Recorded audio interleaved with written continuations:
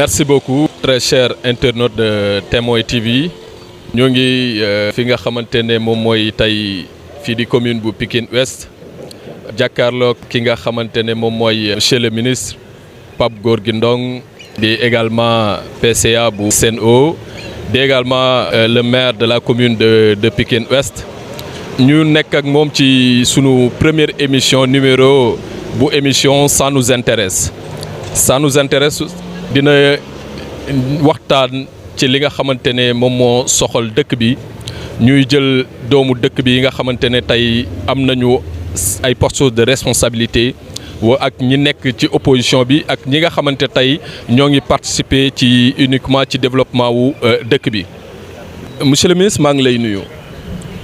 Bassirou maa ngi lay fay di la sant bu baax a baax ci invitation bi waaye di profiter ci sa plateau bi pour wuyu sa tous les internautes yi nga xamante ne ñoo ngi seetaan Témoin TV waaye di la jaajëfal ngay yow yi tamit ngay ndaw yi banlieue bi boo xamante ne bu ñu ràññee la non seulement ca fa nga xamante ne foofu ngay liggéeyee waaye fii nga xamante ne foofu lañ dëkk ci yëngu-yëngu yi fii am ñu ràññee la ci bu baax a baax ñu lay sant la gërëm. monsieur le ministre dañuy commencer première question bi ak li nga xamante ne actuellement moo nekk sur tous les lèvres muy l'emploi des jeunes vous avez été nekkoon nga fi ministre de la jeunesse tey problématique emploi des jeunes tey soxal ñu bari foo dem muy ci quartier yi muy ci bureau yi muy ci administration muy fu mu nekk mën a nekk à chaque fois que même le président de la république mu génn ci affaire emploi des jeunes lay wax tey lan mooy li nga xamante ne moom mooy les grandes difficultés pour résoudre li nga xamante moom mooy la problématique de l'emploi des jeunes. merci beaucoup Bassirou ci question bu pertinente bu am solo boo xamante ne dafa cadrer aussi avec l'actualité et le contexte waaye pour revenir rek la problématique de l'emploi des jeunes yaakaar naa ne du lu bees ci réew mi. waaye it du loo xamante ne rek Sénégal rek la fi am la problématique de l'emploi adduna bi yëpp ñoom ñoo koy dund donc Sénégal aussi nekkul un état à part entière maanaam état la boo xamante ne daal maanaam ci biir état yi la bokk ci ni adduna bi di doxee ci la bokk kon problématique emploi bi xew ailleurs dina xew ci réew mi bi ñu gis nag ci biir réew mi nag dafa am nag ku ci am problématique dafa am taxawaay boo xamante ne moom nga ci war a am pour mën a am yan solution ngay apporter li nga xamante ne tey mooy ndaw ñi nga xamante ne dañoo war a liggéey. Bassirou loolu nag l'État du Sénégal depuis longtemps mu ngi ciy def ay jéego waaye jéego yi dañoo gën a accentué wu ak le président Macky Sall puisque président Macky Sall nag bi mu ñëwee ci biir réew mi il faut ñuy rappeler waat tuuti en arrière xool tuuti ci rétroviseur bi pour mun a comparer puisque nag ci pour nga comparer il faut nga am tableau. bi président de la République di ñëw en 2012 li ma la ci mën a résumer rek mooy le tableau des indicateurs macroéconomiques de notre pays était au rouge lépp était au rouge donc il fallait non seulement pour ñuy waxi emploi il faut d'abord régler l'environnement des affaires nga xamante ne tey ak réforme yu bari yi nga xamante ne apporté nañ ko dina permettre ay entreprises muy nationales muy internationales dinañ am courage ak sañ-sañ yi ñëw investir ci biir réew mi pour créer la nga xamante ne mooy production ku créer production soxla main d'œuvre boobu nag day fekk nag ndaw ñi nga xamante ne ñoom ñoo fi nekk ñu war leen recruter. L'État lan lay def lan mooy responsabilité État ci processus de création d'emploi yooyu léeg-léeg sax ma dégg nit mu ne l'État n'a pas la vocation de créer des emplois c'est une aberration tey ki créer conditions yi pour ñu créer emploi vocation mooy créer emploi puisque conditions yi war a réunir yëpp pour emploi taxaw lépp état moo ko war a mettre en place le cadre macroéconomique pour attirer des investissements directs des investissements étrangers pour permettre la création d'entreprises ces entreprises-là vont nous permettre aujourd'hui ñooñu ñooy créer plus-value ñoom ñooy créer production ñoom ñooy soxla main-d'œuvre l'État en amont dafa war a former main-d'œuvre boobu main-d'œuvre boobu nga xamante ne moom la entreprise yi war a soxla état moo am la responsabilité de les former loolu nag foofu la le président Macky Sall amee différence ci wàllum traitement problématique emploi dafa d'abord régler le problème de l'environnement des affaires la relance et la structuration de notre économie avec le plan Sénégal émergent, mais aussi en réorientant complètement la formation professionnelle au Sénégal pour permettre ñi nga xamante ne ay ndaw dañ ci biir réew mi ñu am les aptitudes nécessaires ba bu emploi taxawee ñu mën a am aptitudes yi nga xamante ne moom lañ koy gérer. En sus de ça, de manière concrète, qu'est-ce qui a été fait depuis le début, c'est-à-dire depuis 2012, qu'est-ce qui a été fait par le président de la République pour aider les jeunes à sortir du chômage, à trouver un emploi décent au minimum? xam nga en général sax léeg-léeg Bassirou ma dégg ñenn ñi ñuy def analyse ne part bi ñu réservé tey ndaw ñi dafa ndaw ci place yi Sénégal wala ci budget Sénégal. Ça c'est méconnaître un tout petit peu la prise en charge de la problématique des jeunes maanaam ci ban niveau la nekk. Puisque il faut quand même comprendre que c'est une gestion holistique. Dinaa la ci jox ay quelques exemples. Ministère des Forces armées bu ñuy recruter kan mooy la cible principale kan mooy dem armée? Les jeunes. Donc au niveau de ce ministère des Forces armées tout le budget consacré à ce ministère-là kan mooy le principal bénéficiaire? Plus de 80% des bénéficiaires c'est les jeunes. Boo demee ci ministre de l'enseignement supérieur fac maanaam université yi ñu am yëpp étudiants yi maanaam enseignement supérieur kan mooy le plus grand bénéficiaire? Les étudiants ils sont qui? C'est des jeunes. Donc 90% de ce ministère est consacré exclusivement à la jeunesse. Boo demee tey ministère des sports il gère qui? Le ministère des sports. La quasi-totalité des sportifs sénégalais sont des jeunes. Donc tout l'argent qui a été consacré à ce ministère est dédié à 90% à la jeunesse. Ainsi de suite. Donc quand on fait la part belle du budget global du Sénégal et qu'on regarde la part qui a été réservée à la jeunesse sénégalaise, on a pratiquement plus de 75% du budget sénégalais qui est consacré exclusivement à la jeunesse. Maintenant, qu'est-ce qu'on a fait depuis 2012 pour permettre la création massive d'emplois? Le président de la République, lorsqu'il est venu, il faut se rappeler que immédiatement li mu njëkk a def mooy regrouper, rationaliser agences yi.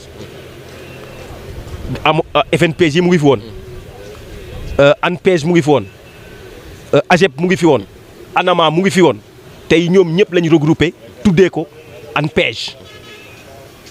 Mais monsieur le ministre, ANPEJ pratiquement on ne le sent pas.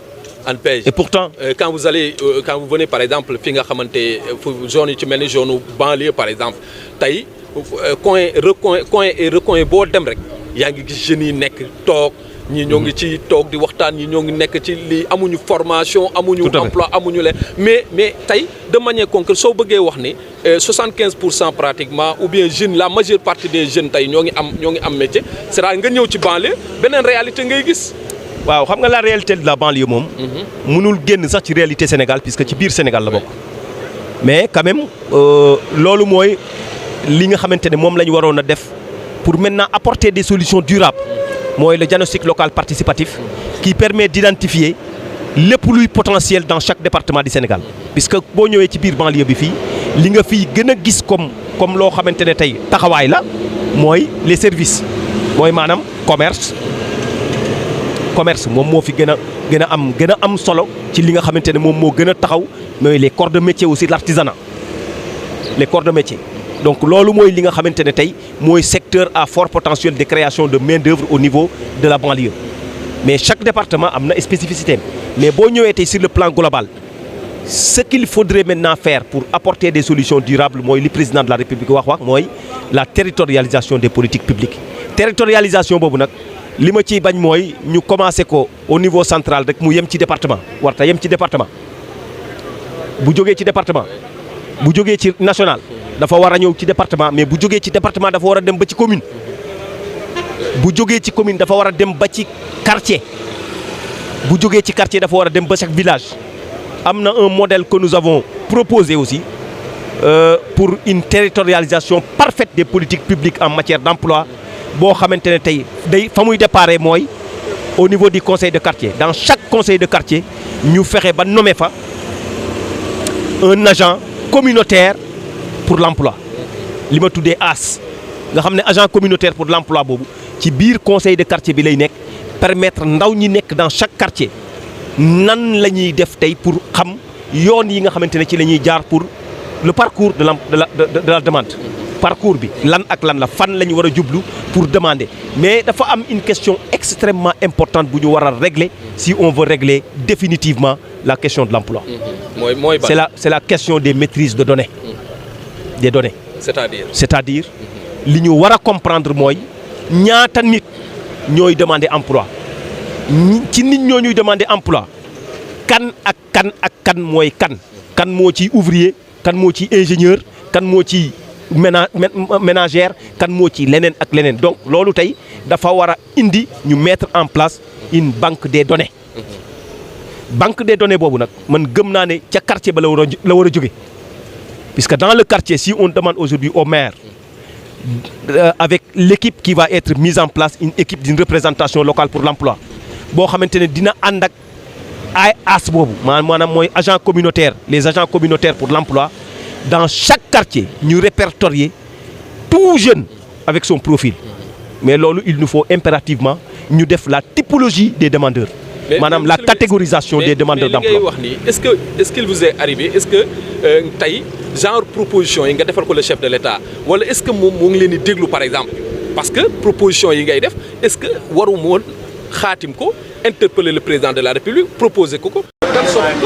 xam nga les propositions qu'on a faites nous a envoyé lorsque le président de la République le président waxee ne ñëpp lay interpeller képp koo xamante ne am nga xam-xam wala am nga loo xalaat wàllum problématique emploi na nga fexe ba ñu faire ko parvenir ba mu ko lancé comme tout citoyen sénégalais def nañ la proposition bi nga xamante ne xaat nañ ko bind ko defar ko modéliser ko envoyé ko te président de la République mu doon traité toutes ces propositions ak dañ ko génne ñu yemaleegum ko ci département bu ñu bëggee territorialiser duñ ko yemale ci département day dem ba ci commune pourquoi aujourd'hui puisqu'il y a des propositions qui doivent être faites. échec gu politique yu bari yu ñuy mettre en place est-ce que li koy échoué loo est-ce que nekkul le fait que ñu yemale ko ci département yi pratiquement ceux qui sont à la base maanaam les communes les quartiers duñ ci sentir seen bopp parce que bu ñëwee rek dafa mel ni dafay taxaw ci kaw au niveau départemental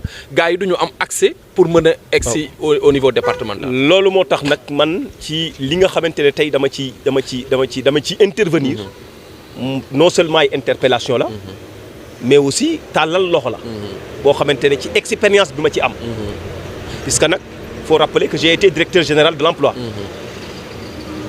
pare ñëw nekk ministre de la jeunesse donc il y a une expérience capitalisée mais c'est parce que le sujet me passionne la problématique de l'emploi des jeunes j'y réfléchis matin midi soir donc tey proposition yi ñu ciy def dañ ko ciy def puisque loolu moo tax ñuy porter plaidoyer ne politique publique yi nañu wàcc ba ci au niveau quartier c'est-à-dire xam nga ki la wax ne dañoo war a wàccee politique yi ba ci quartier kooku weesu na sax waxi commune c'est-à-dire dans chaque conseil de quartier wala dans chaque village autour du chef du village mais dans les communes comme je suis un maire dans les communes il y a un conseil de quartier dans chaque quartier il y a un conseil de quartier ce conseil de quartier est composé de membres éminents du quartier donc ci biir dispositif bi ci wàllum emploi ci la ñuy créer li ñuy tuddee ay agents communautaires pour l'emploi on l'a créé avec la santé et ça a marché pourquoi duñ ko créer ak emploi boo demee ci poste de santé yi boo demee ci centre de santé yi da nga fay fekk ñi ñuy tuggee des agents de santé communautaire ils sont rémunérés aujourd'hui à partir des comités de développement sanitaire wala boog ils travaillent d'une manière bénévole ou ils travaillent dans les programmes yi nga xamante ne tey de sensibilisation la mais ku xam les agents de santé communautaire xam leen ci wàllum lutte contre le paludisme contre la lutte contre les pandémies képp ku leen ci seen xam ne les résultats qu'on a obtenus waaye wax dëgg yàlla ñooñu ñoo tax ñu obtenir ko c'est de la même manière lay inviter le gouvernement di ko inviter les structures en charge de la mise en œuvre des politiques publiques en matière d'emploi ñu inspiré wu ci modèle boobu pour mun tey ñëw def créer li ñuy tuddee ay agents communautaires pour l'emploi au niveau de chaque conseil de quartier dans chaque quartier du Sénégal bu boobaa nag le conseil de quartier boobu en relation avec une représentation locale pour l'emploi qui sera installée dans toutes les collectivités territoriales représentation locale pour l'emploi boobu moom mooy dal di jox nag information yi au niveau du pôle emploi au niveau de chaque département du Sénégal où sera mis en place un guichet unique guichet unique boobu moom mooy alimenter maintenant la base de données nationale bi nga xamante ne non seulement on va donner au président de la République la possibilité mu comprendre sa jeunesse la possibilité mu maîtriser données yi xam ñaata jeunes ñoo nekk Sénégal ñaata jeunes ñoo nekk au chômage ñaata jeunes ñoo nekk instruits qualifiés instruits non qualifiés non instruits non qualifiés wala non instruits non qualifiés puisque waxoon naa la ci njëlbeen il faut ñu def la catégorisation de l'ensemble des demandeurs la typologie de chaque demandeur puisque au Sénégal c'est différent. Il y a des jeunes qui sortent des universités avec des diplômes, mais avec une qualification professionnelle. Mais est-ce que vous êtes optimiste après pour devoir solutionner la problématique de l'emploi après le Conseil des ministres, le Conseil présidentiel? Mais tout à fait, puisque dans un processus démocratique, il faut toujours s'améliorer. Le président de la République propose instruire le gouvernement à la mise en place du pôle emploi. Pôle emploi boobu président de la République décentralisé na ko ba au niveau départemental donc tey li ma jàpp mooy am naa confiance puisque président de la République commencé na mieux décentraliser surtout nag li tax ma gën a am confiance mooy dafa instruire pour ñu mettre en place un guichet unique boo xamante ne dina permettre ndaw bi dootul dem ci lieu yu bari pour am information bi war ci moom pour mu mun a entreprendre wala mu am un emploi wala mu ñu former ko donc lii mooy demande bi nga xamante ne moom moo ciy am donc on est très confiant de la politique mais qui va rester dans une dynamique d'amélioration continue pour atteindre li nga xamante ne tey mooy la cible réelle mooy ki nga xamante ne tey la communautarisation foofu la ñu war a yem ci wàllum décentralisation c'est-à-dire waruñu yem ci départementalisation dañoo war a ñëw ba ci au niveau quartier loolu laa tuddee la communautarisation bi nga xamante ne moom mooy impliquer les agents communautaires de l'emploi au niveau maintenant communal on aura ces échelons de représentation locale pour l'emploi avec la mise en place d'un guichet unique au niveau de chaque collectivité territoriale du Sénégal pour permettre puisque l'hôtel de ville quand même appartient à toute la commune est un lieu public donc tout jeune est censé connaître là où se trouve son hôtel de ville de commune. Donc, quand on met en place un dispositif au niveau de la commune, c'est accessible. On n'a pas besoin d'aller construire d'autres locaux pour une représentation, puisqu'il y a des locaux qui existent déjà. On donnera maintenant mandat au maire de recruter même le personnel qui doit être dedans et mis à la disposition de la structure qui gère le guichet unique au niveau du département, pour ne pas aussi aggraver et gréver la masse salariale ou le fonctionnement lourd d'une structure qui aura en charge de mettre en place un personnel dans toutes les collectivités territoriales du Sénégal. Donc l'État, à travers les fonds de décentralisation, peut mettre en place un mécanisme qui peut accompagner les collectivités territoriales non seulement à construire au sein de leur hôtel de ville un espace réservé exclusivement et dédié exclusivement à une représentation locale pour l'emploi dans le pôle emploi, permettre aussi aux maires de recruter le personnel adapté pour le bureau qui va avoir en charge le recensement, la catégorisation, la typolisation, la numérisation, la classification de l'ensemble des demandeurs et maintenant proposer aussi des solutions alternatives par rapport à toutes les solutions qui doivent être apportées par rapport à la demande. Donc dans les fonds de dotation qui sont envoyés chaque année aux collectivités territoriales, il faut y inclure une rubrique emploi. Une rubrique emploi qui va être dotée en termes de moyens financiers, mais encadrée. Mais monsieur le maire, est-ce qu'on peut réussir ça? Est-ce que l'on peut réussir sans pour autant que au niveau des collectivités locales, nous avons des agents compétents, c'est-à-dire nous matérialiser ce projet de développement-là? Ah mais bien sûr, wow. On a c'est-à-dire pour recrutement de manière partisane. Recruter, ils ne sont pas compétents au niveau des collectivités locales parce que y a ma recruter l'administration locale amul ay personnes yu compétentes yu mën a gérer genre dossier yooyu ça pose problème aussi pour matérialiser projet yu mel noonu. xam nga léeg-léeg nag dañuy tooñ nag collectivité territoriale yi. léeg-léeg dañ leen di tooñ waaye chaque poste li koy matérialiser mooy une fiche de poste. fiche de poste bi dafay identifier le profil ci nit ki nga xamante ne moo ko war a yor profil boobu rek moo ci am importance li ci am importance amul ndax man lay àndal man maire wala àndul ak maire wala dafa contre maire wala nangam li ci am importance mooy li fiche de poste bi di renseigner mooy profil bi nga xamante ne moom lañ soxla pour defar mission nangam bi donc qu'il soit de l'APR qu'il soit de Rewmi qu'il soit de l'AFP qu'il soit de Benno Bokk Yaakaar ou d'une coalition de l'opposition qu'il remplisse les critères définis par la fiche de poste rek bu boobaa y a pas de souci maintenant nag il faut reconnaître quand même que collectivités territoriales yi ak ambition yi nga xamante ne président de la République porté na ko pour des communes viables et compétitives ñu jëm ci ay territoires viables et compétitives wax dëgg yàlla personnel bi nga xamante ne moom lañ hérité ci biir collectivité territoriale yi ne répond pas à ces critères de performance puisque nag nous devons réformer un tout petit peu le personnel municipal bi nga xamante ne tey dañoo war a jëm ci un personnel qualifié bu mun a permettre gàddu comprendre enjeux yi nga xamante ne am na te loolu aussi le président de la République daf cee def ay jéego puisque nag ci moom la ñu jëlee li nga xamante ne mooy fonction publique locale ci fonction publique locale boobu dinañu permettre ñun collectivité territoriale non seulement ñu am ay fonctionnaires mais na nga xam ne aussi acte 3 de la décentralisation moom moo permettre commune yi nga xamante ne moom lañ doon am sañ-sañ recruter ki ko neex tey boo ñëwee tey ci sama collectivité territoriale mais mon secrétaire municipal est un docteur donc tey voilà mais auparavant avant 2014 mais la commune d'arrondissement de Pikine Ouest ne pouvait même pas recruter un agent buy ménage puisque amuloon sañ-sañ yi mais tey après l'acte 3 de la décentralisation collectivité territoriale yi dañoo am sañ-sañ léegi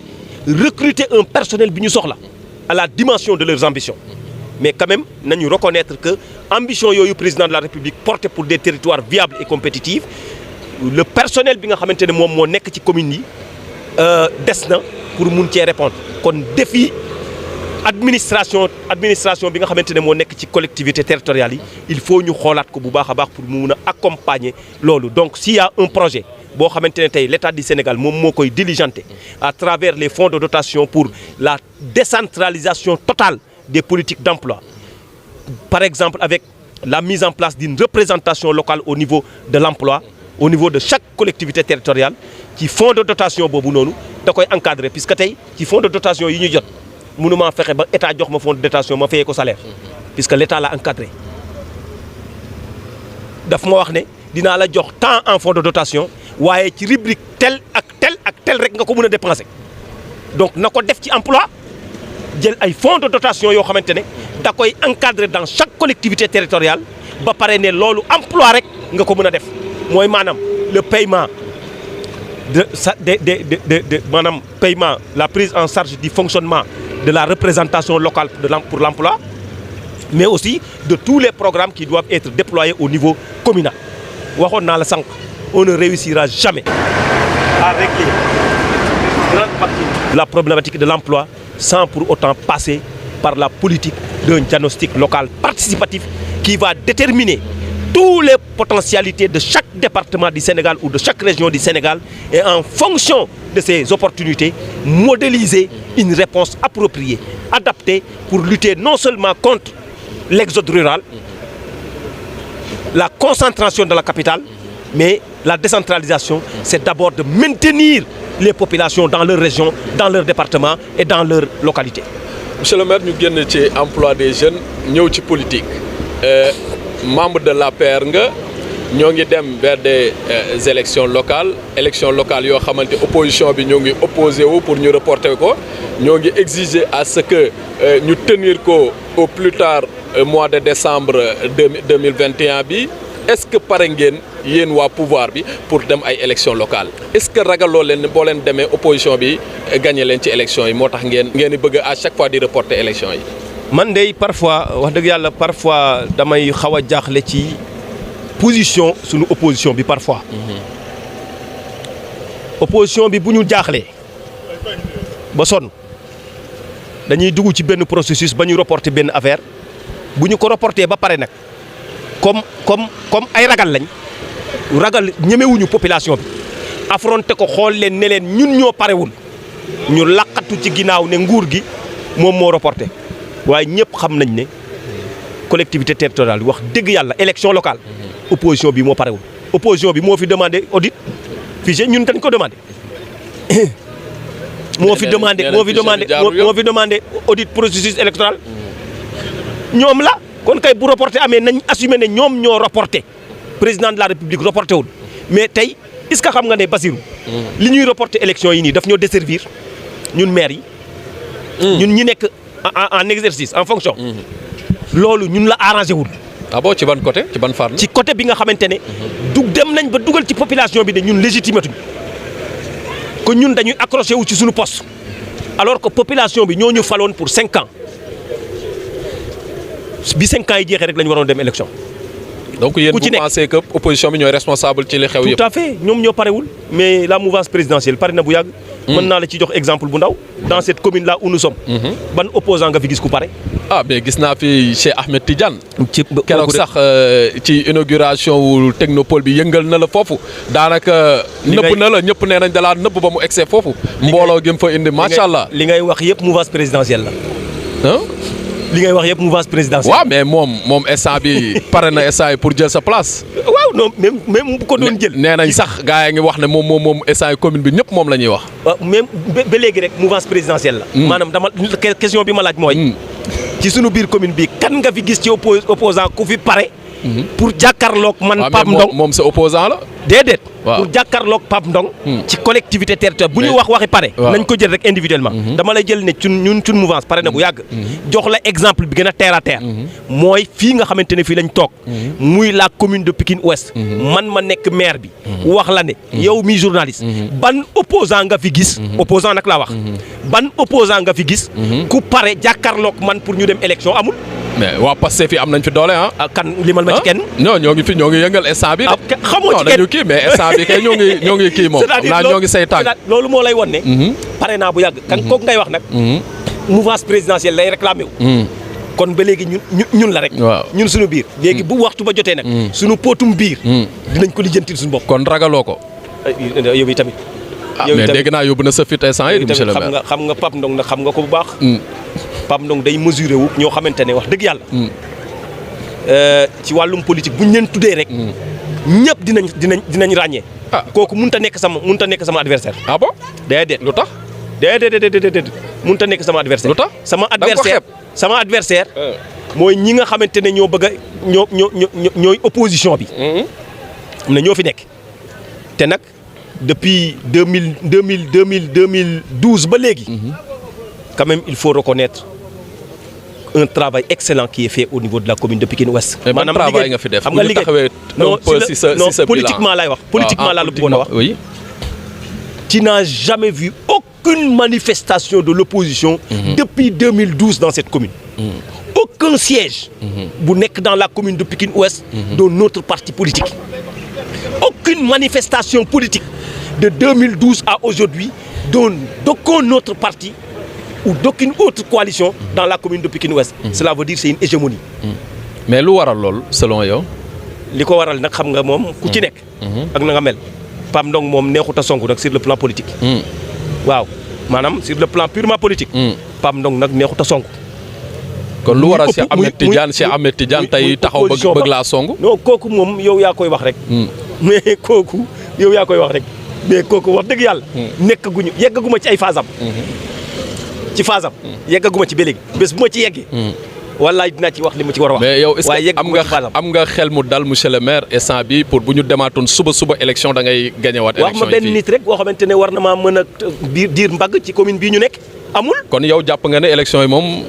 pare nañ ci bu yàgg yow si sa bopp yow mi observateur. di xoolal sa bopp. dans la commune de Pikine Ouest depuis 2012 ba léegi mos nga fee dégg aucun parti politique. bu fi organiser réunion publique. mais au-delà de la commune. après maa ngi ñëw ci réalisation yi ci sa commune bi au niveau départemental quelles sont les ambitions lan mooy ambition wu monsieur le maire Pape Gorgui Ndong. gagner ambition yi nga xamante ne moom laa am mu primaire mooy gagner département de Pikine. ñëw doon maire département bi. non loolu jotagul. non mais ñëpp loolu la ñu wax parce que nee nañ. loolu moom jotagul. ñu bëri ñoo ngi ñu bëri monsieur le maire ñoo ngi wax ne Pape Gorgui tey fii ci mboo toog foofu la teg bëtam. man nag li ma gëm mooy. waaw balaa nga ne naam da nga fay nekk ba pare. maanaam kon ci mboo nekku fi. balaa ñuy waxi département ak yeneen. ma responsabilité mooy. premier mandat bi. population bi. xamuñu woon ki ñu doon fal. dañoo amoon rek yaakaar. il faut ma woon leen ne. ki ngeen faloon. waaye wax dëgg yàlla ba ginnaaw ba ngeen ko yaakaaree. jël ngeen ko ba renouveler ko beneen mandat. puisque loolu nag c'est à travers tout ce bilan qu'on peut aujourd'hui mettre sur la table ci population bi. à travers tous les secteurs d'activité. Bassirou dama la bëgg a wax ne dans tous les secteurs d'activité li ñu fi fekkoon. dañ ko yenn yi dañ ko multiplier par 100. c'est tellement. benn par rapport aux réalisations. benn boo xamante ne mun naa la ko wax. mu concerné ci wax jamono ji ñuy waxu ndaw ñi. bi may ñëw ci commune bi. conseil communal de la jeunesse bi nga xamante ne dafa doon recevoir une subvention de la mairie 100 000 francs lañ ko doon subventionné par année. bi ma ñëwee 1 million laa leen subventionné c'est multiplié par combien. 10. oui. très bien. tey les ASC yi nga xamante ne ñoo nekkoon dans la commune de Pikine Ouest. bi ma fii ñëw ñu leen di subventionné 150 000 francs lañ leen doon subventionné. bi ma fi ñëwee 500 000 laa ko tàmbali di leen di subventionné ba léegi. wax ma ndax dafa yokk wala yokkul. loolu nag mooy yi nga xamante ne ay problème yi subvention la. leneen li mooy. ci secteur de l'éducation. secteur de la santé. le secteur du cadre de vie. tey ci jamono jii ñu nekk nii tey. fii ñu place bii ñu toog. y a de cela 1 an. boo fi ñëwoon tey toog fii nii. maanaam du mënoo fee toog. lii defar nañ ci ñeent. te juróom benn lañ am ambition defar ko mais ñeent yi pare nañ. fan ak fan. tey boo doxantoo tuuti ci buntu Pikine fii. en face Brioche Dorée. di nga fa fekk place boo xamante ne hier. place yi ordure la woon.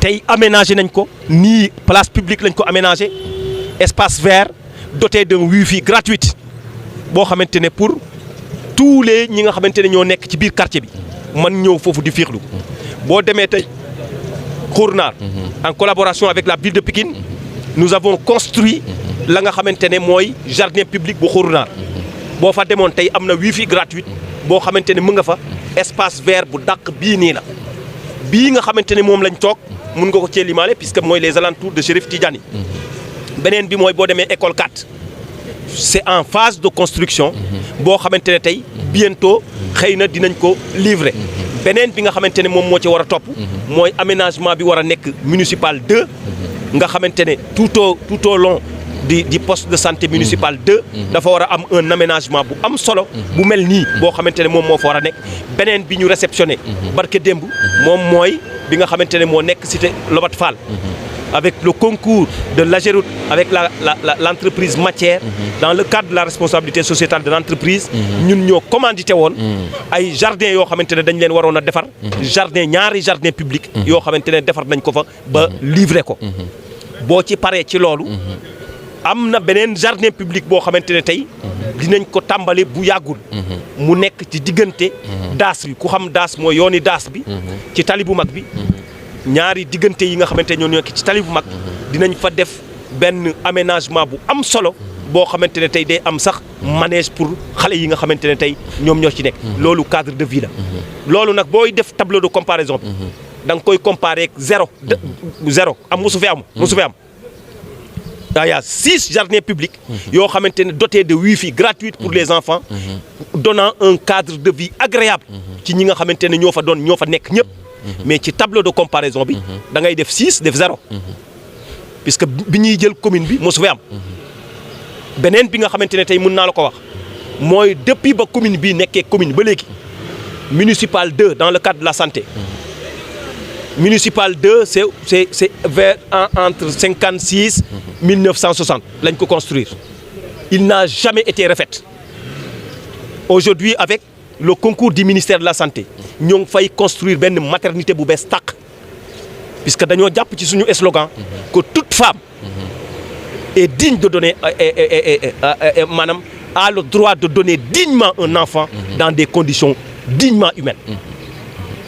Monsieur le maire mooy sa relation tey ak le maire de la ville ñu ci bëri jàpp nañ ne sax sa gestion au niveau du département est une gestion clanique que ñenn ñi nga xamante ñoom la ñu àndal yéen communes yi sax doo leen sentir seen bopp ci la ville ñu jàppale leen appuyer leen par rapport ak réalisation au niveau local communal. Ma relation avec le maire Abdoulaye Timbo, c'est une relation de camarade.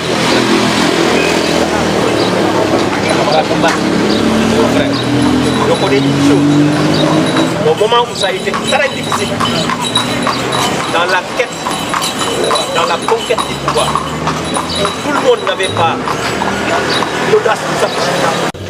Tout le monde n'avait pas le courage de choisir. Il avait choisi le président de la République, Macky Sall. Et j'ai été avec lui dans cette longue marche.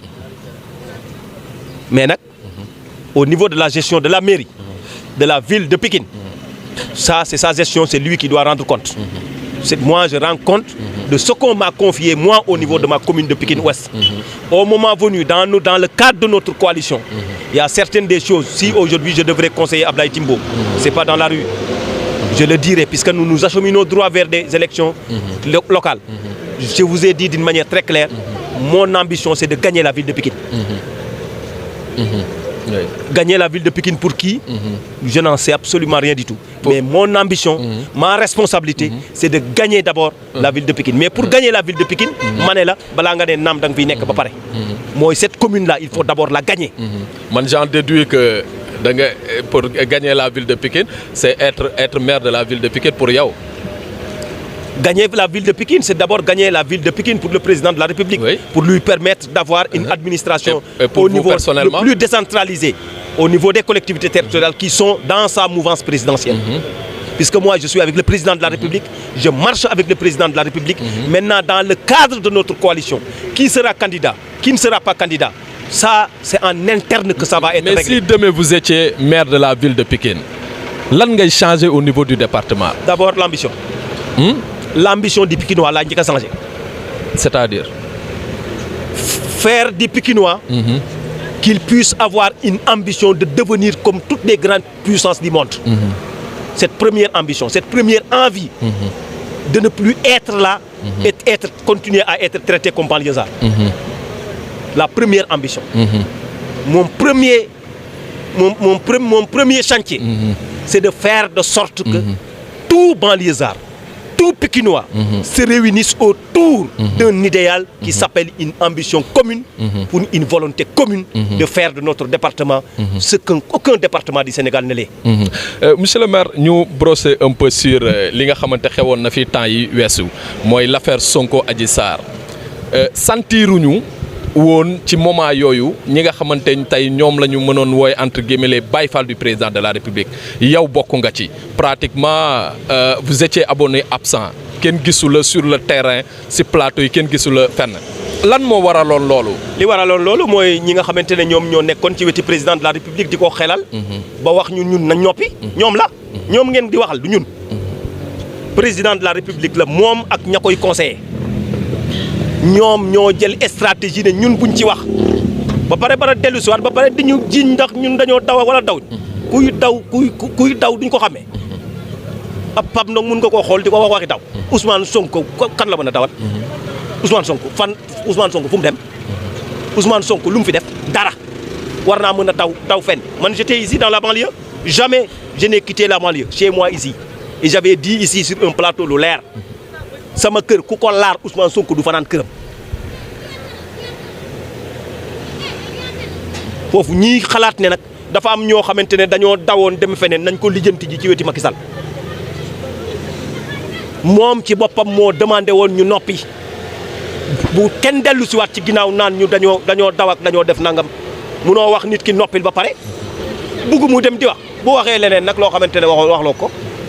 Et puis problème am boobu moom ak Adji Sarr ak Ousmane Sonko la nañ dem lijjanti ji ko justice doxal sa bopp dem ba isuit booti dem foofu def lu la fa neex ñu jiiñ la lu la neex nga dellu si waat naan Macky Sall et puis ñoom Macky Sall ñoom ñoo ñu tooñ ñan la ñoom président de la République ak ñi ko wër ñooñu tooñ. mooy ñoom Mahmoud Saleh et consort ñoo demandé à ce que. ñun ñu noppi ci mbir yi. puisque nag Ousmane Sonko bu génnee 1000 personnes mun nañ génnee 10 000 personnes ñun dañoo waroon a jàkkaarloo puisque combat politique la du leneen lu dul un combat politique. kon yow vous en voulez ay ñoom Mahmoud Saleh et consort. non incriminé en tout cas ñi nekk à ses côtés. moom xam na ñan ñoo nekk à ses côtés moom président Macky Sall xam na ñi nga xamante ne ñoo ko wër man du ma ko citer kenn mais moom ci boppam xam na ñi ko wër. donc vous en voulez à ces gens-là. En commençant par le président de la République.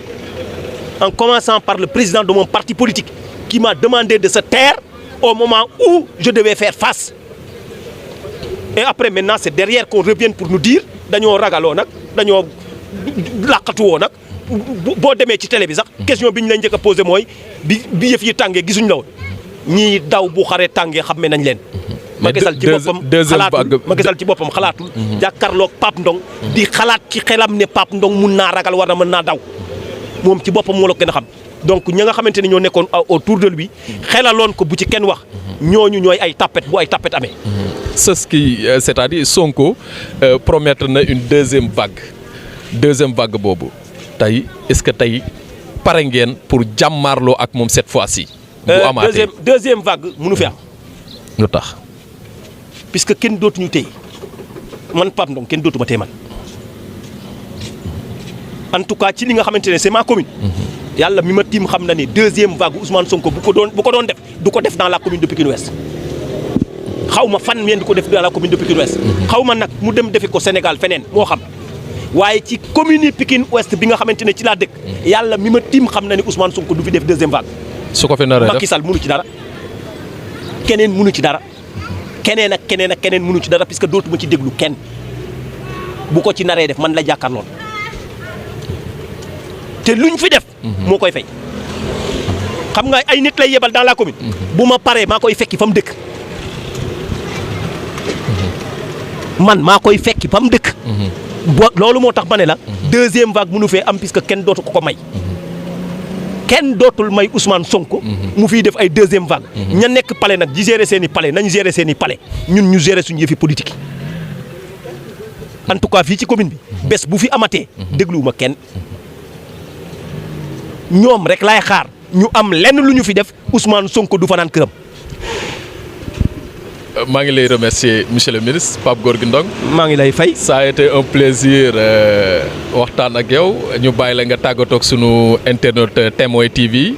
waaw tàggatoo de xanaa moom remercier la bu baax a baax remercier aussi les populations de la commune bi nga xamante ne wax dëgg yàlla depuis bañ ñu dénkee ba léegi am nañ muñ.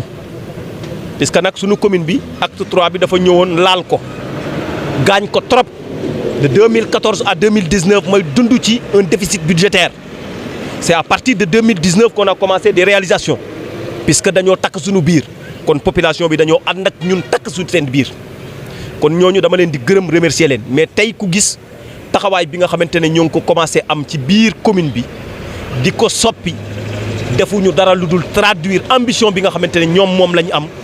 En réalité li ci kanam nag mooy li nga xamante ne tey moo ci am solo mooy taxawaay bi ku ci nekk ci ñun war a am waaye nag appel bi may mujjee mooy mënuñu consentir autant d'efforts def ko ba pare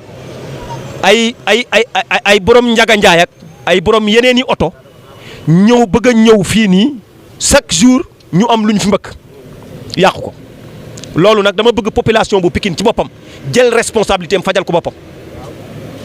li ñu mën mooy defar ba mu jekk waaye ka war a garantir maintenance bi ca bu njëkk mooy population bi ñi nga xamante ne mooy population bu Daaru population bu Cité Police population bu Daaru Salaam ñoom ñëpp laay woo ci taxawu lii nga xamante ne ñoo ngi ko fi def te yenn oto yi ak yenn apprenti yi ak yenn chauffeurs yi ñoo ngi ñu ko bëgg a yàqal.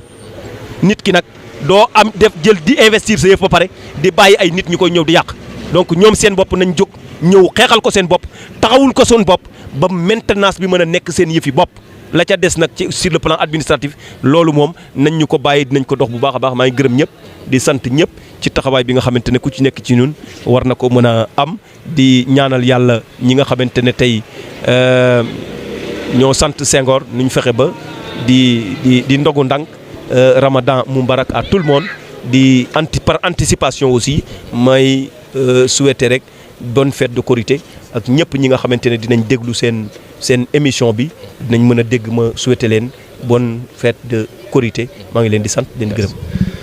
Merci beaucoup. C'était votre premier numéro Ça nous intéresse si télé bu mag bi nga xamante moom mooy Témoin TV di leen jox dig daje beneen numéro incha allah ak beneen kilifa ci réew mi ñuy remercier de passage monsieur le ministre Pape Gorgui Ndong et par ailleurs maire de la commune de Pikine Ouest, responsable au niveau départemental de l'APR. moom la ñu amoon tey si sunu premier numéro de l'émission Ça nous intéresse di remercier également ki nga xamante moo nekk si ginnaaw bi show di remercier également toute l'équipe technique bi nga xamante ñoom ñoo ñu accompagner ci premier numéro émission bi nga xamante moom mooy Ça nous intéresse. Ça nous intéresse dina ñëw ak yeneen kilifa yu mag incha allah waxtaanee ci li nga xamante moom moo soxal réew mi jërë ngeen jëf merci beaucoup.